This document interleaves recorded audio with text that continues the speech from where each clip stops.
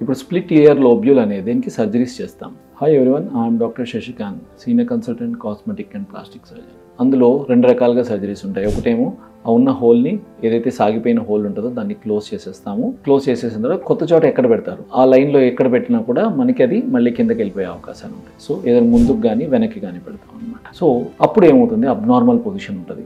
ఏదైనా ముందుకు కానీ వెనక్కి కానీ ఉంటుంది. దానివల్ల ఏమవుతుంది, దిద్దు ఏదైతే ముందుకు పెట్టుకున్నట్టు ఉంటుంది లేకపోతే వెనక్కి పెట్టుకున్నట్టు, ఇది డిసడ్వాంటేజ్. సో వేరాజ్ ఇంకొక పద్ధతి ఉంటుంది, ఏది ఒరిజినల్ హోల్ ఏదైతే ప్రిజర్వ్ చేస్తూ కింద నుంచి ఒక చిన్న సపోర్ట్ పెట్టుకొని క్లోజ్ చేస్తాం అనమాట. సో దానికి అది ఎప్పుడూ ప్రిఫరబుల్, ఎందుకంటే ఒరిజినల్ ప్లేస్ దానికి అలాగే ఉంటుంది. సో దానికి మనకి ముందుకు వెనక్కి వెళ్లకుండా అదే పొజిషన్లో 2 వైపులా ఒకటే పొజిషన్లో ఉంటుంది కాబట్టి ఇట్స్ ఆల్వేస్ అప్పుడు అది ఎప్పుడు ప్రిఫరబుల్ అనమాట. కాకపోతే రెండిటికి ఏదైనా సరే సర్జరీ తర్వాత కొన్ని ప్రికాషన్స్ తీసుకోవాలి. ఏంటంటే ఎప్పుడైనా సరే ఇటువై ఏ విధంగా మనం క్లోజ్ చేసినా కూడా సో బరువైనవి, ఏదైతే బరువైన ఇయర్ రింగ్స్ ఉంటాయో వాటిని ఎంతవరకు అవసరమైతే అంతవరకే పెట్టుకోవాలి. తీసేసి మన అవసరం అయిపోయిన తర్వాత అది తీసేసి జాగ్రత్తగా పక్కన పెట్టి చిన్న దిద్దులు పెట్టుకోవాలి, బరువు లేనివి. సో దీనివల్ల ఏమవుతుందంటే ఆ కంటిన్యూస్గా ఏదైతే ఒత్తిడి పడుతుందో కింద మనం ఫ్లాప్ మీద చేసిన దాని మీద అసలు అది పడకుండా ఉండడం వల్ల మనకి ఇబ్బంది లేకుండా మళ్ళీ రికరెన్స్ కాకుండా ఉంటుంది. ఎందుకైనా ఎప్పుడైనా సరే ఒరిజినల్ హోల్ కున్నంత బలము ఏ టెక్నిక్ అయినా సరే ఉండదన్నమాట. సో అందువల్ల